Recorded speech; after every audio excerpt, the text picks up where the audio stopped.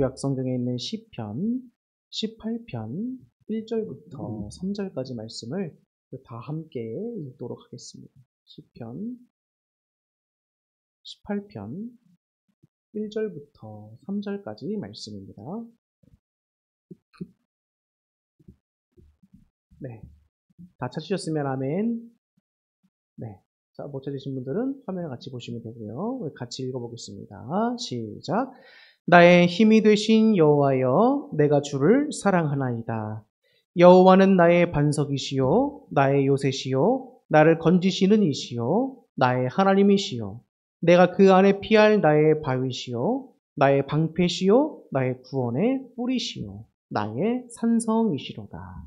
내가 찬송받으실 여호와께 아뢰리니 내 원수들에게서 구원을 얻으리로다. 아멘. 네, 할렐루야. 네, 오늘 예배에 참석하신 여러분 모두를 주님의 이름으로 환영하고 축복합니다. 또 이렇게 오늘 특별히 또 우리 승규 청년이 우리 교회에 참석해서 얼마나 기쁜지 모릅니다. 제가 수련목을 했던 당시가 벌써 31살? 요즘도 될 거예요. 31살 때 우리 승규를 처음 봤던 것 같습니다. 그때는 이제 중고등부에 우리 승규 한 명밖에 없었어요. 그래서 우리 승규랑 저랑 둘이서 학생부 예배를 시작을 했던 걸로 제가 기억을 합니다. 그러다가 또 이제 안 나오던 학생들 한두 명 나오기 시작하면서 학생부가 나중에 꽤 많이 모였었어요. 그래서 우리 승규가 그때 열심히 정말 잘 참석해줘서 제가 얼마나 큰 힘이 되었는지 몰라요. 근데 또 이렇게 10년도 훌쩍 넘은 시간 동안 이제는 완전 성인이 돼가지고 또 이렇게 저희 교회에도 찾아왔네요. 얼마나 반갑고 또 기쁜지 모릅니다. 아주 먼 길 오느라 고생했고 오늘도 주님께 주신 놀라운 은혜가 우리 모두에게 임하기를 다시 한번 축복합니다. 오늘은 어린이 주일 겸 또 어버이 주일을 함께 보내고 있습니다. 또 오늘 특별히 여러분들에게 제가 담임 목사로서 건너해드리고 싶은 말은 여호와는 우리의 힘이 되신다는 사실입니다. 제가 어저께 설교를 준비하고 하러 예배를 준비하러 교회에 오는데 자전거를 타고 왔습니다. 요즘에 기상학자들 보니까 지구가 너무 뜨거워지니까 이제 과학자들도 어떻게 뭐 해볼 수 없는 임계점을 넘은 것 같기도 하다. 뭐 이런 얘기들이 많이 있더라고요. 그래서 우리가 참 이게 지구를 지키는 일에도 좀 힘을 써야겠지만 어저께 제가 차를 안 타고 자전거를 타고 좀 출퇴근을 좀 해야겠다라는 마음을 먹고 자전거 타고 막 왔어요. 그런데 제가 원래 젊었을 때는 알레르기가 없었습니다. 그래서 알러지가 뭐야? 라고 살았던 사람인데 나이를 먹다 보니까 한 6, 7년 전부터 알러지가 생기는 거예요. 그래서 요맘때가 되면 이제 꽃가루들은 많잖아요. 그러니까 눈에서 막 가려울 뿐만 아니라 눈물이 막 납니다. 자전거를 타면서 눈물을 흘리면서 눈을 비비면서 근데 콧물도 나더라고요. 그래서 콧물도 또 이렇게 닦으면서 그거 열심히 왔어요. 그런데 그 오는 내내 너무 감사한 거예요. 야, 날씨가 뜨거워지긴 했지만 하나님께서 주시는 이 환경들 가운데서 내 마음속에 얻는 그 쉼과 힐링이라고 하는 것을 다시 한번 느끼게 됩니다. 이건 정말 사람들이 줄 수 없는 느낌인 것 같아요. 또 감사하면서 눈물 콧물 닦으면서 왔습니다. 그리고 와서 이제 하나님 말씀을 준비하고 또 기도하고 하는데 너무 은혜가 되는 거예요. 기도를 막 하는데 하나님은 뒤에서 제 어깨를 탁 감싸주고 있는 느낌을 받는 겁니다. 그래서 힘내라는 거예요. 힘내. 글쎄요, 모르겠어요. 여러분들은 이제 목회자를 보니까 목회자의 어떤 인식이 있을 수 있지만 비전교회 목사들은 사실 서름을 많이 겪습니다. 여러모로 알게 모르게 서름들을 많이 겪고 있지만 근데 하나님께서는 중요한 건 다 아신다고 하시잖아요. 보신다고 하시잖아요. 그래서 제 마음속과 심령 속에 괴로워하고 힘들어하는 것을 하나님께서는 아시는 거예요. 그러면서 제가 기도하고 나와 있는데 하나님께서 제가 다 저를 뒤에서 안으시는 것 같은 느낌으로 따뜻하게 저를 위로해 주시는 느낌을 제 영적으로 받습니다. 그러니까 어떤 일이 생기냐면 제 마음속에 막 힘이 생기는 거예요. 힘이 생깁니다. 제가 그 수련목으로 있을 때도 그렇지만 그 전에서도 그렇고 제가 가는 곳마다 처음에는 사람들이 없었어요. 근데 제가 항상 부흥시켜 놓고 왔습니다. 제가 수련목으로 오기 전에 있던 교회에서도 처음에 학생들이 한 12명? 10명 이랬나? 제가 50명까지 부흥시켜놓고 왔는데 하나님이 하신 거죠. 그리고 늘 푸른교회 와서도 중고등부 청년부 때도 많은 사람들 또 이렇게 인원들을 하나님께서 보내주셨던 것 같습니다. 다 우리 학생들을 도와줬고 하나님의 역사 가운데 있던 일이죠. 근데 제가 막상 개척을 나와서 여기서 개척을 아닌 개척을 하고 목회를 하다 보니까 참 이게 또 수련목 때나 전도서 때는 또 달라요. 이 목회 현장이 몇 년 사이에 또 달라지고 어렵습니다. 이게 사람들이 11년 동안 열심히 목회하면서 하나님께서 맺혀주게 해주신 우리 열매는 우리 집사님 한 분밖에 없는 거예요. 우리 교회에 여러분들이 왔다 가셨습니다. 왔다 가셨지만 정착들을 못 하셨죠. 근데 우리 집사님 벌써 6년 동안 저희와 함께 신앙생활 쭉 해오고 계시잖아요. 이거는 하나님이 붙여주신 거라고 저는 생각합니다. 왜냐하면 사람이 잘하고 사람의 의지로 붙잡을 수도 없는 일이고 교회 나올 수도 없는 일이에요. 하나님께서 집사님 붙으셨듯이 우리 지금 승규도 붙들고 계시는 거고 또 우리 사모님도 우리 아이들도 모두 저를 다 붙들고 계시는 겁니다. 하나님이 붙들어 주시지 않으면 여러분 믿음 생활을 할 수가 없는 겁니다. 제가 오랫동안 목회 생활을 해오면서 느끼는 경험과 신앙을 하면서 느끼는 경험이 그거예요. 하나님이 붙잡아 주시지 않으면 우리는 신앙생활 할 수 없다. 왜냐면 저는 대학생 때 한 번은 하나님에 대한 굉장한 회의감이 들었던 적이 있습니다. 내가 믿음 생활을 모태신앙으로서 20년 넘게 교회에서 쭉 해왔지만 사실 하나님의 살아계심과 역사하심과 여러 가지 이런 것들을 인간적인 이성과 제한된 지식으로 볼 때 하나님의 섭리와 운행하신 것을 이해할 수가 없는 거예요. 그래서 그때는 하나님을 내가 믿는 것을 포기하겠다라고 하면서 세상으로 나갔었어요. 제가 1년 동안 교회를 안 나갔습니다. 부모님이 연락해서 교회 나가라고 해도 무시하고.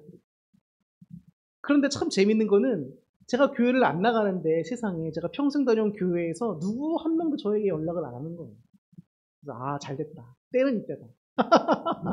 그래서 제가 교회를 안 나갔어요. 1년 동안. 그러면서 그때 세상에 있는 친구들과 함께 참 재밌게 지냈습니다. 밤새 게임도 하고 술도 마셔볼 줄도 알고 그럼 재밌게 지냈어요. 그런데 참 놀라운 사실은 이미 저는 인간적인 이성과 마음으로는 하나님을 떠났다니까요. 그죠? 그런데 세상에 있는 즐거움과 여러 가지 친구들과 함께 그 속에서 어울리고 대학생활을 하면서 느낀 게 뭐냐면 전혀 이젠 감흥이 없는 거예요. 재미가 없는 거예요.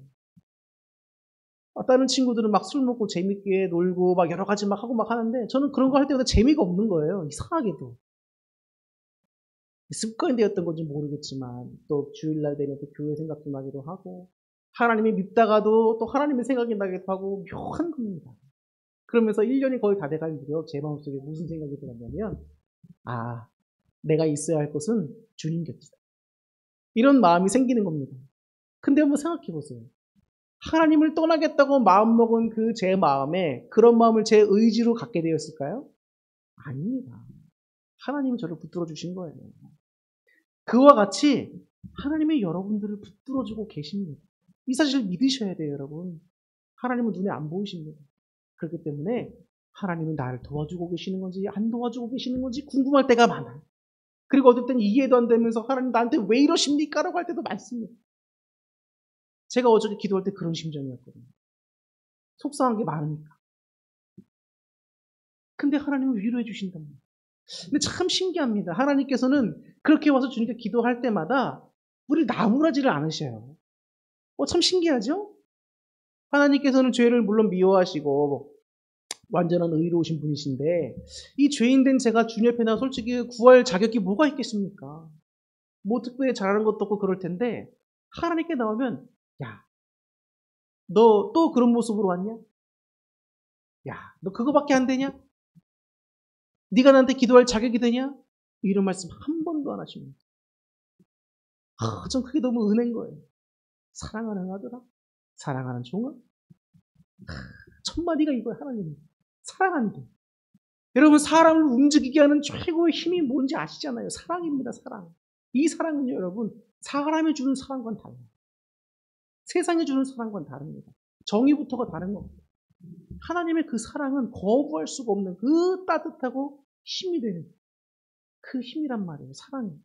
근데 하나님의 첫 마디가 자격 없는 나에게 사랑이다. 라고 하시는 사랑. 또 주님께서는 저에게 말씀하십니다. 두려워하지 말라. 뭘 이렇게 두려워하냐. 너의 힘이고 너의 산성이고 너의 방패가 되고 너의 능력이 되는 하나님이 있는데 왜 이렇게 두려워하냐는 거예요. 두려워. 우리의 시선은 너무 여러분 자신에게 꽂혀있던가 상황에 꽂혀있던가 그렇습니다. 물질에 꽂혀있던가. 근데 여러분 우리의 눈을 들어서 우리의 초점을 하나님께로 맞춰야 해요. 그게 신앙입니다. 세상 사람들과 다른 우리 신앙인들이 얻을 수 있는 힘이 주님께로부터 나오는 거예요. 근데 우리가 똑같이 세상 사람들같이 주님을 바라보지 않고 다른 환경과 나의 부족함과 어떤 다른 것을 바라보고 있다? 그럼 여러분 그거는 신앙생활에서 실패할 수밖에 없는 요인이 되는 겁니다. 우리는 하나님이 믿겨지지 않아도 이해할 수 없다더라도 하나님 곁에 붙어 있어야 승리할 수 있는 거예요. 그게 신앙인의 자세입니다. 하나님은 여러분들은 나무라기를 원하시는 분이 아닙니다. 하나님은 오늘도 여러분들을 응원해주고 계십니다. 도와주고 계시답니다. 다시 한번 말씀드리지만 교회는 내가 가고 싶어서 가는 게 아니에요. 제가 전도하면은 그런 걸 많이 느낍니다. 전도하다 보면은 여러분 하나님이 들을 수 있는 자들을 예비시켜 주셔요. 그렇지 않은 사람들에게 여러분 전도하고 말씀 전할 때 얼마나 비웃음사는지 모르실 겁니다. 저희도 전도 지난주에 또 나가면서 저희가 매주 나가고 있지만 전도를 하다 보면 참 많은 사람들을 만납니다. 근데 어떤 분에게 저희가 물티슈를 좀 전도를 하는데 저희는 항상 그러거든요. 예수님이 구원이십니다. 예수님 믿고 천국 가세요. 딱 요거 두 마디 합니다. 그런데 어떤 분에게 제가 물티슈를 전도지를 주면서 예수님 믿고 천국 가세요. 그러니까 그 사람이 딱 웃으면서 휴지를 이렇게 들고 이거 믿으면 천국 가는 거예요? 그러는 거 비웃는 거예요. 그래서 제가 기분은 나빴지만 정중하게 물티슈가 아니고 예수님 믿어야 천국 가십니다. 그리고 왔어요. 여러분 세상 사람들에게 복음을 전한다고 할 때에 정말 하나님이 그 마음문들을 열어주시지 않으면 여러분 전도가 사실 굉장히 되기가 어렵습니다. 전도가 되기 어렵다 할지라도 저는 참 힘을 얻는 게 뭔지 아세요? 교회가 많잖아요. 그리고 딱 나가면 전도하는 교회들이 저희들 나라에 또 있습니다. 저는 그걸 보면서 힘을 얻어요. 세상에 교회를 사람들이 아무리 물론 오해하는 면도 있지만 손가락질 한다고 해도 전도가 예전과 같이 되지 않는다고 할지라도 모든 교회들이 포기하지 않고 있다는 사실입니다. 근데 왜 포기하지 않을 수가 있을까요, 여러분? 솔직히 여러분 생각해 보세요. 전도한다고 좀 누가 사람이 교회 올까라고 생각하는 게 더 많잖아요. 어떤 권사님은 장로님은 저에게 그러더라고요. 아유 목사님 힘내세요 그러지만 근데 교회가 부흥이 될까요? 저한테 웃으면서 그러는 거예요. 장로님이. 그럼 사람들의 인식 속에 신앙인들의 인식 속에 뭐가 깔려 있냐면 이제는 이 시대에는 전도에서도 사람들 안 온다는 거예요. 교회가 부흥이 안 된다는 겁니다. 큰 교회들도 힘든데 하물며 이 작은 교회들이야. 그런 생각에 팽배해 있는 겁니다. 근데 여러분 지금도 전도는 되고 있어요. 우리가 교회 전체적인 현상을 봐야지 어떤 매스컴에서 주는 교회에 대한 부정적 이미지 혹은 우리가 노방전도하거나 전도하는데 잘 안 된다고 해서 열매가 잘 안 맺혀진다고 해서 실망하거나 좌절할 필요가 없다는 겁니다. 왠지 아십니까? 하나님 말씀과 복음에는 힘이 있기 때문에 하나님 오늘도 구원하실 영혼들을 부르고 계십니다. 우리는 열매가 우리 교회에 맺혀지든 안 맺혀지든 상관없이 나가서 복음을 전하기만 하면 되는 거예요. 그럼 하나님께서 예비하신 영혼들은 또 하나님께서 부르신단 말이에요. 우리 지방에 39개 교회가 있습니다. 근데 39개 교회 가운데 어느 한 비전 교회가 있었어. 근데 이 교회가 재작년까지만 해도 비전 교회였단 말이에요. 작년부터 비전 교회에서 벗어났습니다. 전도가 막 되는 거예요. 근데 여러분 한 번에 그 교회가 전도가 됐을까요? 아니에요. 10년 이상을 비전 교회였단 말이에요. 그 교회도. 근데 그 교회 목사님과 성도들도 열심히 전도하고 기도하지만 하나님께서 그 교회에도 영혼들을 보내주시는 겁니다. 그건 무슨 비전교회였지만 무슨 도역교회가 됐고 이러다가는 이게 인간적으로 다 볼 때 와 이제는 도역교회도 넘어설 수도 있겠구나 라는 생각이 드는 거예요. 하나님의 은혜가 깊단 말이에요. 전도는 여러분 됩니다. 하나님이 부르신 영혼들이 있어요. 근데 제가 여기서 여러분들이 말씀드리는 건 뭐냐면 하나님의 도우심이 없이는 신앙생활을 할 수가 없다는 겁니다. 그럼 오늘 하나님께서 여러분들을 부르셔서 이 자리에 이끌어 주셨고 하나님 말씀을 먹이시면서 여러분을 다듬어가고 계시는데 여러분 주님이 여러분들과 함께 하신다는 사실을 눈에 보이지 않는다고 해서 안 믿으면 안 된다는 거예요. 안 믿으면 안 돼요. 하나님이 그 놀라운 신비와 하나님의 지식과 하나님의 행하시는 일들을 제한된 지식을 갖고 있는 나의 생각으로 하나님을 판단했을 때 믿겨지지 않아. 이해할 수 없어. 그렇다고 해서 여러분 우리가 마음대로 하나님 못 믿겠습니다. 이런 건 여러분 굉장히 하나님께 신뢰를 저지르는 일이에요. 신뢰를 저지르는 일. 그런 거 하지 마세요. 이해할 수 없다 할지라도 하나님 저런 주를 신뢰합니다. 믿음이 약한 제 믿음을 더욱더 굳건하게 해주시고 하나님의 도우심을 살면서 날마다 맛볼 수 있게 해주시옵소서.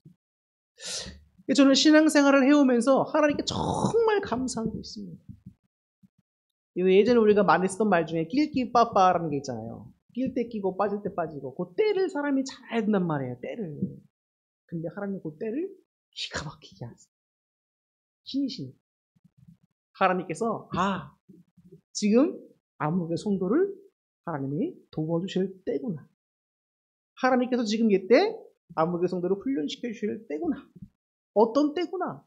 하나님 명확하게 하십니다. 근데 그 하나님의 만약에 운행하시는 것들을 우리가 영어에서 보는 것처럼 어떤 임팩트 있게 효과로 딱딱딱 보여준다면 우리 인생 자체가 기적인 걸 알겠지요. 근데 우리 눈엔 보이진 않아요. 근데 하나님 그렇게 역사하고 계신답니다. 여러분의 인생 가운데 하나님이 때에 맞춰서 훈련 계획과 프로그램이 있어요. 근데 그게 다 다릅니다. 여러분들 아브라함이십니까? 여러분들 바울이십니까? 여러분들 요한이십니까? 아니에요. 여러분들은 여러분입니다. 여기 있는 목사가 바울이 되겠습니까? 아니에요. 저는 접니다. 그 말은 뭐죠? 모세에게 임하셔서 모세를 이끌어가셨던 하나님의 방식이 다른 거고 엘리야를 하나님께서 이끌어가시는 방식이 다른 거고 사무엘을 이끌어가시는 방식이 다른 거고 12 제자를 이끌어가시는 방식이 다른 거고 저와 여러분들이 이끌어가시는 방식이 다른 거예요. 여러분. 그런데 왜 성경에서 이 인물처럼 하나님 나를 안 써주십니까? 왜 내 삶을 안 만져주시는 것 같습니까? 불평하지 마시라니까요. 여러분들은 여러분들인데 왜 성경 인물과 비교하십니까? 하나님께서 성경에 말씀하셨어요. 바울을 통해서. 이 말씀들을 기록해 놓은 이유는 너희들에게 교훈이 되기 위해서. 이 말씀들을 읽으면서 어떤 인물들을 연구하고 공부하면서 하나님이 이 인물들을 이렇게 선택하셨고 만들어 가시고 역사하시면 하나님께 쓰셨구나. 그럼 이들이 하나님께 순종하는 자세는 뭔가? 어떤 자세로 나오는가? 이럴 때 이들은 어떻게 행동하는가를 통해서 내 신앙을 점검해 보면서 나는 그럼 이럴 때 하나님께 어떻게 나가야 되는가? 이런 걸 배워야 되는 거예요, 여러분. 저 인물과 똑같이. 하나님께서 나인성 과부의 죽으라도 살리셨는데 왜 우리 가족을 안 살려주십니까? 이러면 안 된다니까요.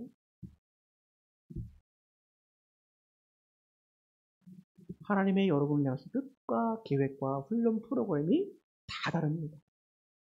목사님들 다 달라요, 여러분.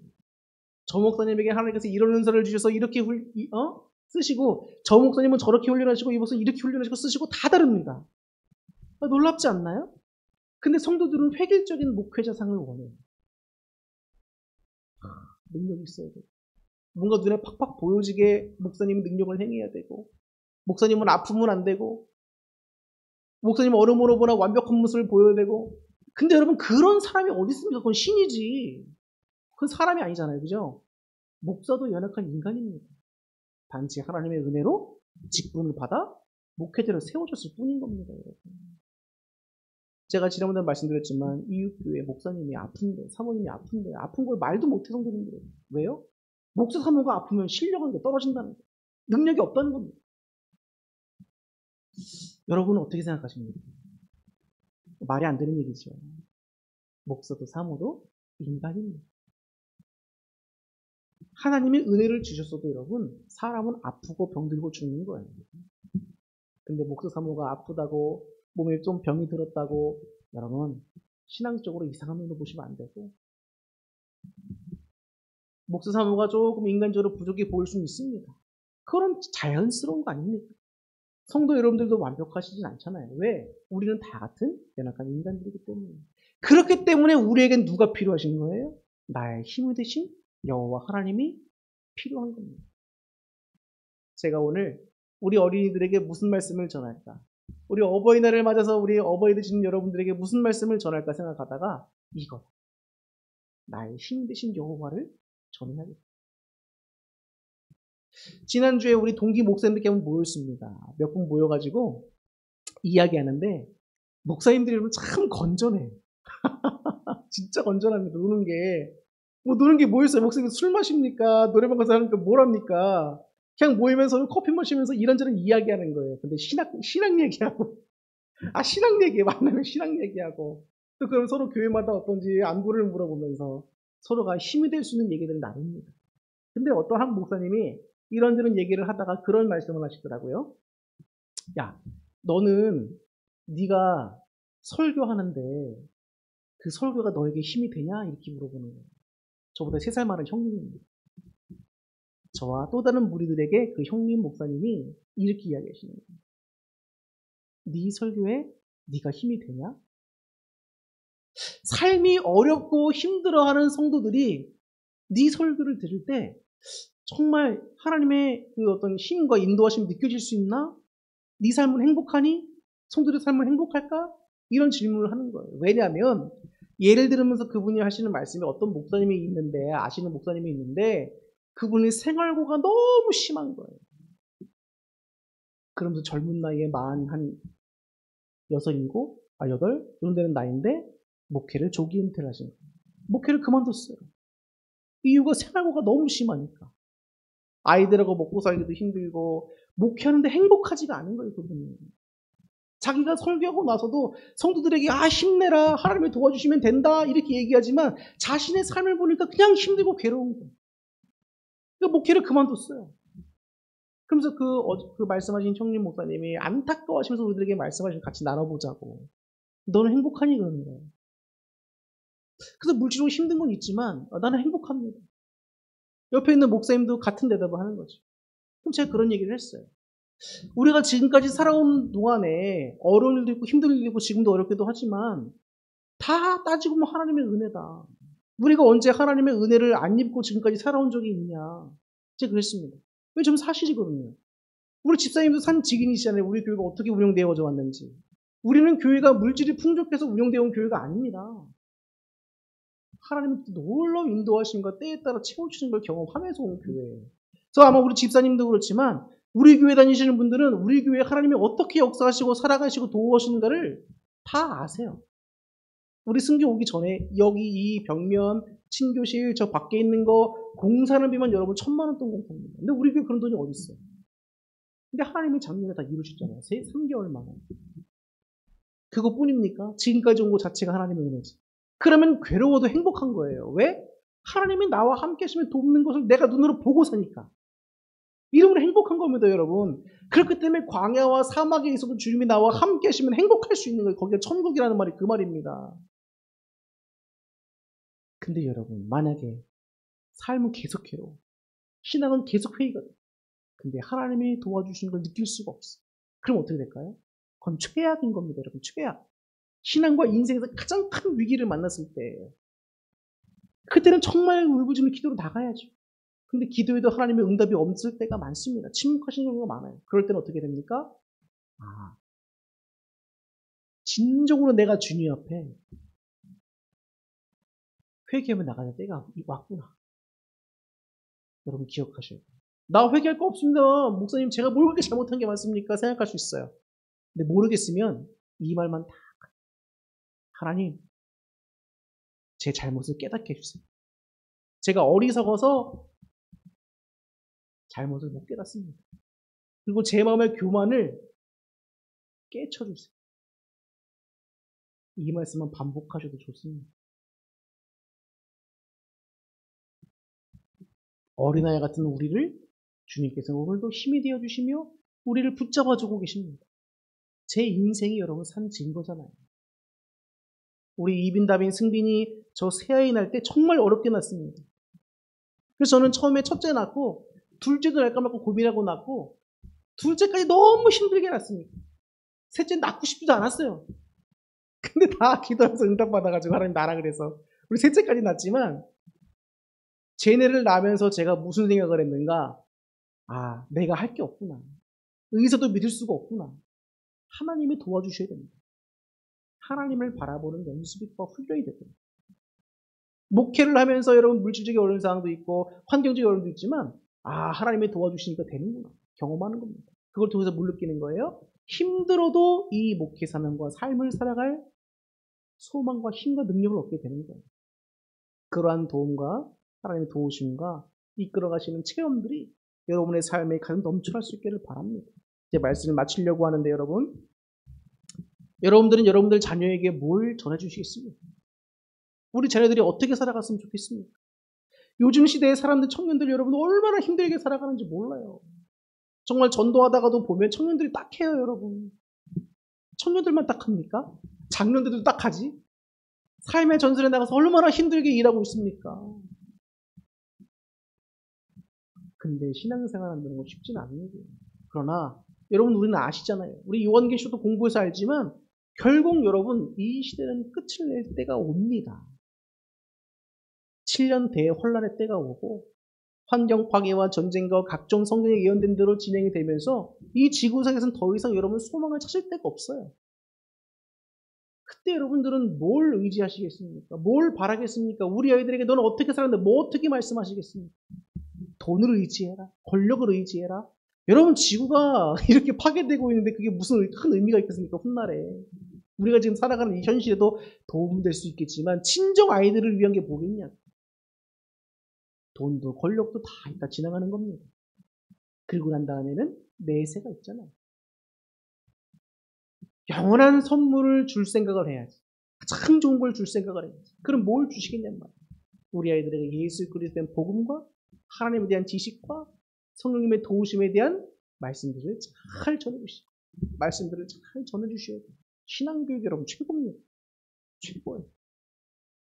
저도 우리 아이들에게 공부도 가르치고 있지만 신앙교육한 저희도 열심히 내고 있습니다.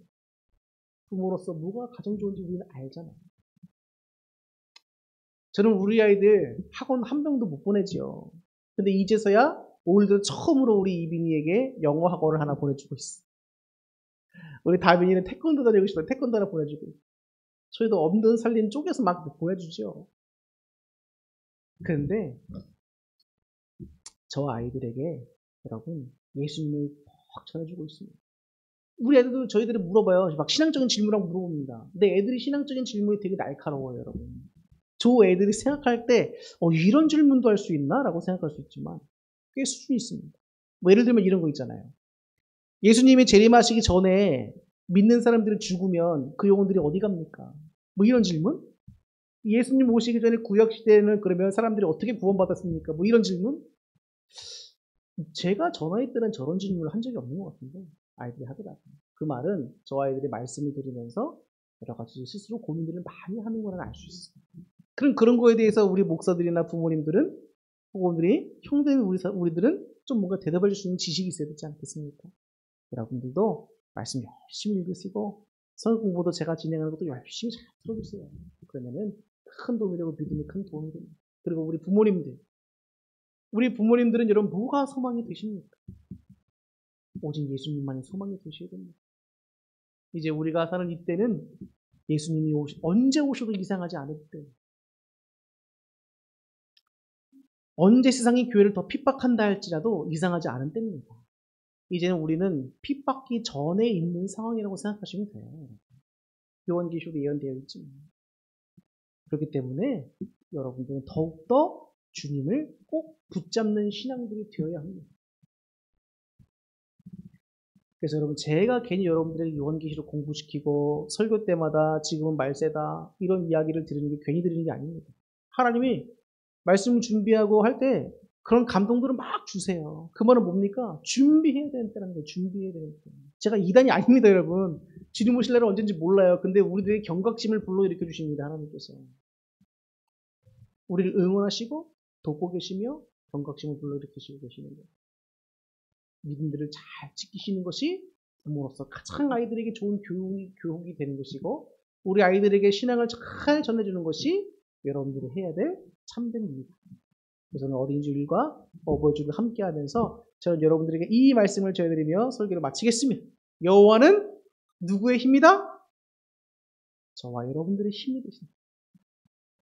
여러분들 오늘 일주일간도 새롭게 시작된 일주일도 사시면서 입으로 자꾸 되뇌이세요.